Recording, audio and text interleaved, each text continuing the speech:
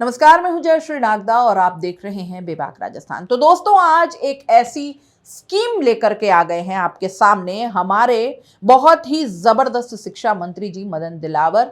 शिक्षा विभाग के साथ में मिलकर इन्होंने एक नई स्कीम निकाली है जिससे कि अब जनता का बेहद भला हो जाएगा भाई। और ये भला जनता का होगा या पैसे वाले लोगों का होगा या इसका आगे चलकर क्या फायदा होने वाला है, इस पर आज बात करने जा रहे हैं। दोस्तों, राइजिंग राजस्थान के तहत प्रदेश के शिक्षा विभाग ने अनूठी शुरुआत की है जिसके तहत प्रदेश के 51,000 से ज्यादा सरकारी स्कूलों को अब आप अपना या फिर अपने परिजनों का नाम दे सकते हैं।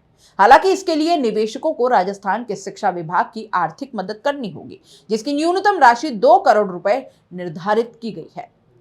दोस्तों, अब से पहले ये देखा जाता था कि कोई शहीद है, कोई बहुत बड़ा किसी ने कोई कीर्तिमान स्थापित किया है या कोई बहुत ज्यादा किसी को प्रेरणा देने वाली कोई शख्सियत है, उनके नाम पर अब तक स्कूल होते रहे हैं। सरकारी स्कूलों को अब तक उनका नाम दिया जाता रहा है। कई जगह पर कुछ ऐसे राजनीतिज्ञ को का भी नाम दिया गया है जिन्होंने अपने समय में बहुत अच्छे अच्छे काम किए हैं या उस दिशा में कुछ बहुत प्रेरणास्पद काम किए हैं।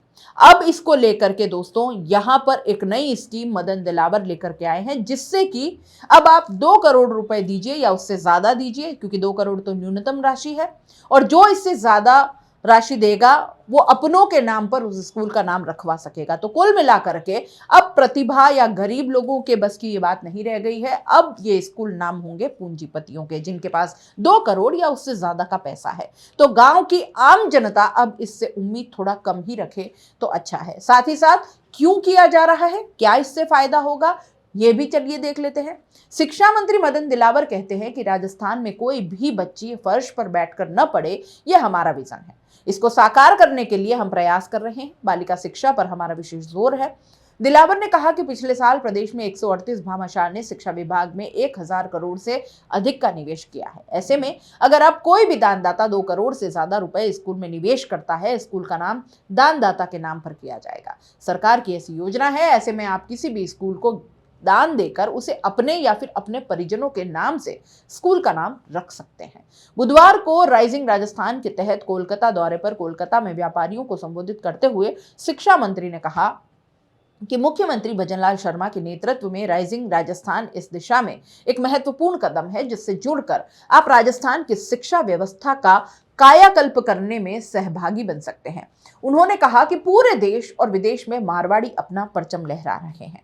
आपका अपनी मातृभूमि से जुड़ाव भी है, इसलिए हम पहले वहां जा रहे हैं जहां मारवाड़ी अधिक है। शुरुआत मुंबई से की, जहां हमारी अपील पर राजस्थानी प्रवासियों ने शिक्षा विभाग के साथ 116 करोड़ रुपए के सहमति पत्र पर गत 6 नवंबर को जयपुर में हस्ताक्षर किए हैं।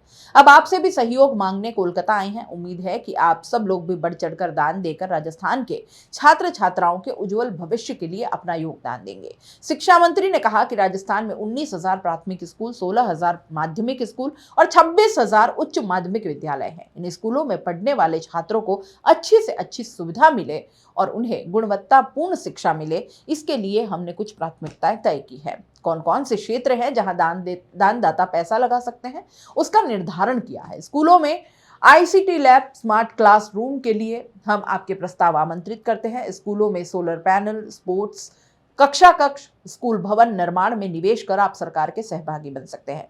दोस्तों देखिए, जनता से भर भर कर टैक्स लिया जाता है और सरकारें कभी भी अपने घर से पैसा नहीं लाती। कोई भी नेता अपने घर से पैसा नहीं लगाता। किसी भी चीज में लगने वाला कोई भी निर्माण कार्य हो, चाहे कोई भी विकास हो, फिर चाहे कोई भी योजना हो, जब भी वो इवन तक चुनावों में जिस तरीके से जो प्रचार प्रसार किया जाता है, वो एक एक पैसा जनता का कमाया होता है। वो जनता की मेहनत की गाड़ी कमाई से जो टैक्स भरा जाता है, उस टैक्स का पैसा होता है और उस टैक्स से ही ये सारी सुविधाएं की जाती है। शिक्षा मंत्री मदन दिलावर के कहे अनुसार दान जुटाना कोई बुरी बात नहीं है, लेकिन दान के लिए जो शर्तें रखी गई है उसके लिए आम जनता को आपत्ति हो सकती है। कारण ये कि जो टैक्स का पैसा आता है उससे ही इतना काम तो एटलीस्ट हो ही जाना चाहिए कि कम से कम स्कूलों में बैठने की व्यवस्था हो जाए, किताबों की व्यवस्था हो जाए, कंप्यूटर लैब्स या जितनी भी तमाम तरह की आपने बातें रखी हैं, ये सारी सुविधाएं अगर ईमानदारी से कार्य किया जाए तो जनता के टैक्स के पैसे से ही ये काम हो सकता है। लेकिन अब स्कूलों के नाम इस तरीके से बेचे जाएंगे और उस नाम पर, उस शर्त पर अगर दान एक्सेप्ट किया जाएगा तो फिर वो जो प्रतिभावान लोग हैं, फिर जो चाहे जो उस गांव के या कोई शहीद हुआ या कोई और कारण से जो अब तक जो क्राइटेरिया था वो कहीं ना कहीं पीछे छूट जाएगा। तो क्या आपको लगता है कि इस तरह की चीजें सही है?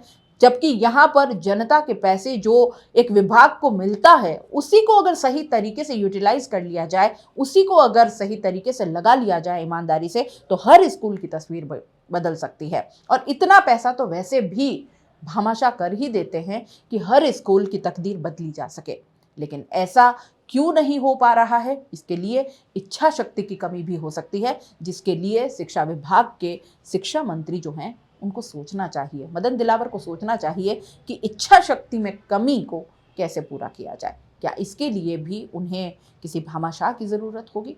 क्या कहना है इस पूरे मामले पर आपका? अपनी राय कमेंट बॉक्स में लिख भेजिए और जाते जाते चैनल को लाइक, शेयर और सब्सक्राइब जरूर करते जाइएगा।